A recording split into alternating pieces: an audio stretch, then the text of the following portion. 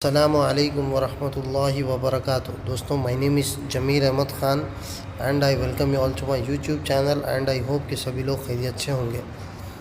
दोस्तों, ये संडे का वीकली एनालिसिस का वीडियो है जिसका आप इंतज़ार कर रहे थे, तो मैं आपके लिए हाज़िर हूँ। इस वीडियो में हम लोग डिस्कस करने वाले हैं आने वाले पूरे वीक में क्या क्या होने वाला है वो, और इसका impact positively negatively stock market पे हो सकता है, क्या वो ट्रिगर पॉइंट्स है, वो सारी चीज़ें डिस्कस करेंगे और हमको किस तरह जो है ट्रेड सेटअप करना है ये वीक में, वो भी हम इस वीडियो में डिस्कस करेंगे। सो वीडियो को एंड तक ज़रूर देखना, इसमें बहुत सारी लर्निंग आपके लिए मौजूद है। तो without wasting any time we will start our video. सबसे पहले अगर आप देखेंगे जो पिछला हफ्ता हुआ था और स्पेशली जो पिछला ट्रेडिंग सेशन हुआ था, उसमें मार्केट को एकदम एक दिन में 2.39% की जो बढ़त है वो मिल गई उसको, और सीधा सीधा 550 पॉइंट्स ऊपर भाग गया मार्केट। लास्ट के जो 2 घंटे थे उसमें तो 300 पॉइंट आगे भाग गया। तो मैं ज़रा सोचने पे मजबूर हो गया कि ऐसा क्यों हुआ। कहीं ना कहीं मार्केट वालों को भी पता था कि जो महाराष्ट्र की जो सरकार बनने वाली है उसमें बीजेपी आने वाली है, और इसका इम्पैक्ट जो है मार्केट को पहले से ही पता था। इसीलिए जो लास्ट के 2 घंटे थे उस पर जो है मार्केट जो है 2.5% तक बढ़ गई, क्योंकि जो मार्केट में जो बैठे वाले हैं वो लोग बहुत तुरुम-खाना रहते दोस्तों। वो लोग बहुत आगे का सोचते और उनके पास जो है ऐसे ऐसे टेक्निक्स रहते जो है प्रेडिक्ट कर लेते कि क्या हो सकता। तो वैसे ही हुआ। अगर आप देखेंगे इलेक्शंस का रिज़ल्ट, तो इलेक्शंस में हमारे कंट्री में 2 बड़े स्टेट में जो है इलेक्शंस होने वाले थे। इलेक्शंस हुए और उसका रिज़ल्ट आने वाला था। एक था झारखंड, दूसरा है महाराष्ट्र। अगर आप झारखंड की बात करेंगे तो सीधा सीधा यहाँ पर बीजेपी हार चुकी है, जो सेंट्रल गवर्नमेंट है यहाँ पर हार चुकी है। लेकिन इसका जो जीडीपी है वो हमारे कंट्री वाइज जीडीपी में ये स्टेट जो है 19 रैंक में आता है। लेकिन वही महाराष्ट्र की बात करेंगे तो महाराष्ट्र जीडीपी में नंबर 1 है, ठीक है। और स्टॉक मार्केट के इन्वेस्टमेंट में, ट्रेडिंग में महाराष्ट्र नंबर 1 है। सबसे ज़्यादा डीमैट अकाउंट्स महाराष्ट्र में है। तो ये जो स्टेट का जो इलेक्शन है वो बहुत बहुत इम्पॉर्टेंट था, इसके रिज़ल्ट बहुत इम्पॉर्टेंट थे। और यहाँ पर अगर आप रिज़ल्ट की बात करेंगे तो महाराष्ट्र में जो महायुति की सरकार है, महायुति में कौन आते? एक बीजेपी आती, शिंदे की शिवसेना आती और अजित पवार की एनसीपी आती। तो सीधा सीधा इन लोगों का 230 सीट, जहाँ पर 145 सीट की तुम्हारा मेजॉरिटी रही तो तुम सरकार बना सकते, वहाँ पर सीधा सीधा ये 3 पार्टियाँ मिलकर 230 सीट बना ली है। इसका मतलब ये है कि यहाँ पर अब बीजेपी की सरकार बनने वाली है महाराष्ट्र में। और जब भी सेंट्रल गवर्नमेंट और स्टेट गवर्नमेंट एक की बनती है तो वहाँ पर स्टॉक मार्केट को पॉजिटिवली फ़ायदा होता है। कैसा फ़ायदा होता? जो स्टेट गवर्नमेंट जो बजट होना सेंट्रल गवर्नमेंट आसानी के साथ पास हो कर देती, तो जिसका सीधा सीधा फ़ायदा वहाँ के कंपनीज़ को और वहाँ की ऑर्डर बुक को और वहाँ की प्रॉफिट एंड लॉस को पड़ता है। अगर स्टेट गवर्नमेंट दूसरी बनी, सेंट्रल गवर्नमेंट दूसरी बनी, तो सेंट्रल गवर्नमेंट एक बोलती, स्टेट गवर्नमेंट एक बोलती, वहाँ के पॉलिसीज अलाइन नहीं होते और इन दोनों के लड़ाइयाँ चढ़ते रहते।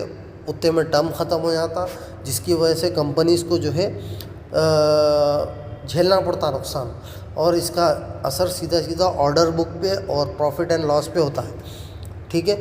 तो कल महाराष्ट्र में बीजेपी आने की वजह से एक पॉजिटिव इम्पैक्ट हमारे मार्केट में हो सकता, और मे बी इन्वेस्टर्स ऐसा बोल रहे कि जो है ऑफकोर्स हम लोग तो फ्यूचर को देखे नहीं कोई भी, लेकिन प्रोबेबिलिटी ये है कि जो है एक स्ट्रॉन्ग अप मूव कल आ सकता। मे बी जो है 2% 1% का निफ्टी 50 ऊपर और भाग सकता कल। तो हमको चाहिए बाइंग पोजीशन बनाना, ठीक है। कल अगर हमारे लेवल्स को जो है सपोर्ट करता है और हमारे लेवल्स की मानता है मार्केट, तो हम एक बाइंग पोजीशन कल बना सकते हैं, ठीक है। और इससे और एक बात पता चल रही कि मार्केट कितना आगे की सोचता है दोस्तों।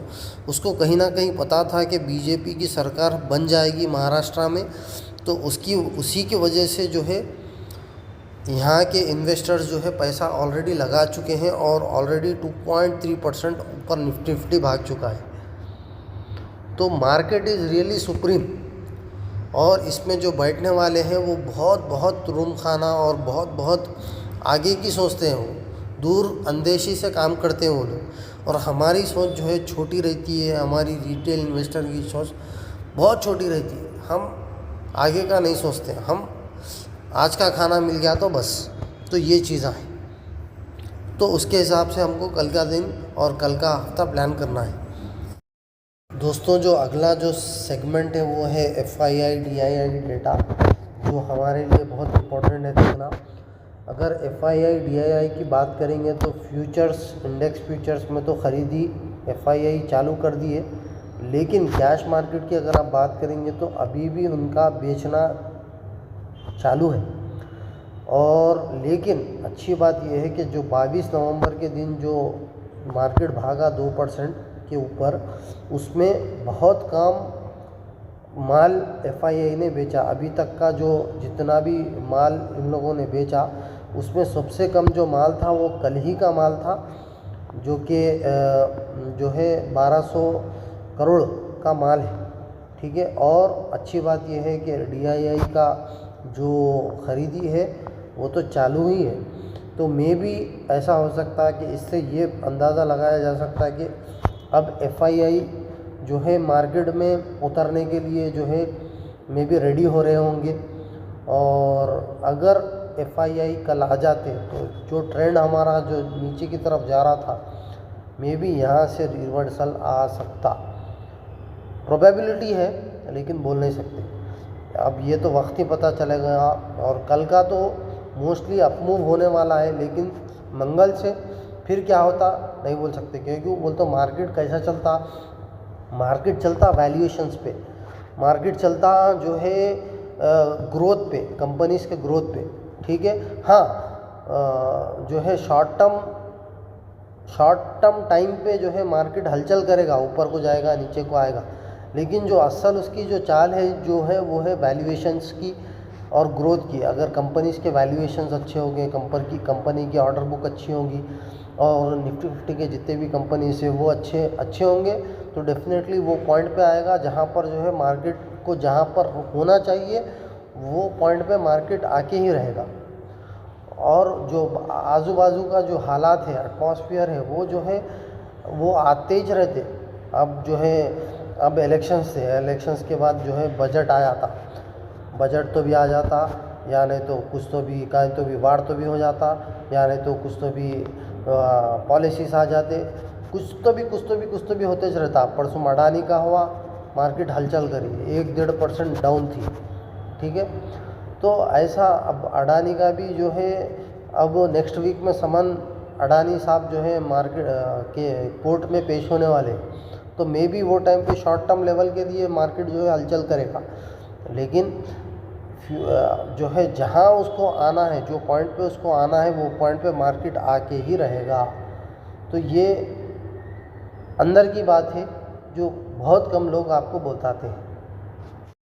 दोस्तों अगर हम वार्स की बात करेंगे तो इज़राइल ईरान का वार अभी भी जारी है, और जो है इज़राइल ईरान के बीच में जो है ये जंग तकरीबन 1 साल के ऊपर हो चुका है। और इज़राइल की तरफ से जवाबी हमला, ईरान की तरफ से हमला, और जो कमेंट्स है जो एक दूसरे को बोलना है वो चालू है। और वहाँ पर रशिया यूक्रेन में भी जो है वार तो नहीं बोल सकते, यूक्रेन जो है एक मिसाइल दागा, लेकिन रशिया इसका जवाबी हमला अभी तक नहीं दिया।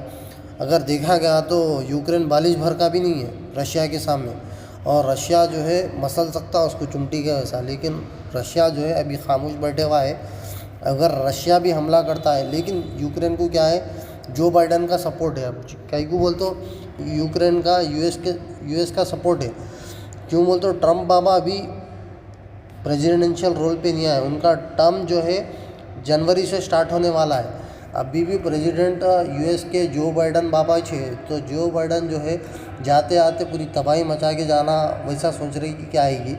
तो यूक्रेन तो हमला तो करा, लेकिन रशिया जो है अभी फ़िलौल की तरह खामोश है।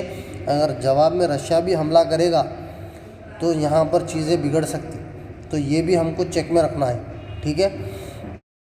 तो दोस्तों अब आते हैं हम हमारे मेन सेगमेंट पे कि अगला हफ्ता हमको कैसे प्लान करना है।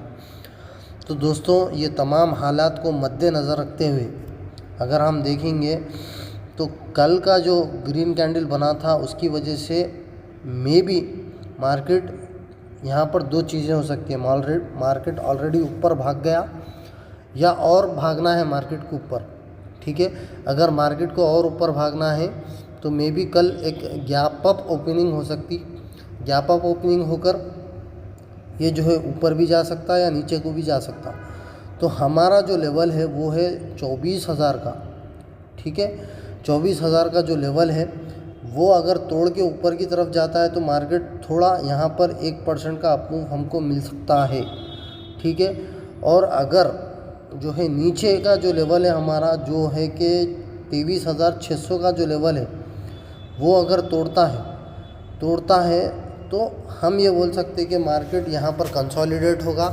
और ये वाला जो 23,200 का लेवल अगर टूटेगा तो हम बोल सकते हैं कि जो है मार्केट यहाँ से फिर नीचे की तरफ जाएगा। तो 3 लेवल्स दिया मैंने आपको, 24,000 का लेवल, ठीक है, और 23,000 जो 600 है उसका लेवल और 23,200 का लेवल। तो ये 3 लेवल्स को आप मार्क करो, मार्क करके वो हिसाब से एक बाइंग पोजीशन कल बना के रख सकते हैं आप, 1% के टारगेट के वास्ते, 2% के टारगेट के वास्ते, ठीक है।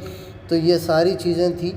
अगर नीचे की तरफ जाता है किसी भी वजह से जो कि अभी इम्कानात तो अभी कम है, लेकिन किसी वजह से जाता है तब हम हरकत में आके शॉर्ट सेलिंग करके अगर हमारी जो क्या बोलते हैं जो होल्डिंग में माल है उसको हम उसके ज़रिए से कमा सकते हो। और अभी तक मैं ये बोल रहा हूँ कि लॉन्ग टर्म के लिए जो है मार्केट की चाल अभी ऊपर ही है। थोड़ा मार्केट को 2-4 पुश मिल गए तो ये ट्रेंड रिवर्सल हो सकता और मार्केट जो है ऊपर को ही जाएगा लॉन्ग टर्म में। शॉर्ट टर्म में ऐसे हलचला हो सकते, उसका फ़ायदा उठा के थोड़ा बहुत कमा लेना। तो ये सारी चीज़ें थी देखने की। तो उम्मीद करता हूँ आपको ये एनालिसिस की वीडियो पसंद आई होगी। अगर आपको कुछ शक शुबा है, कुछ डाउट वगैरह है तो कमेंट बॉक्स का इस्तेमाल करो।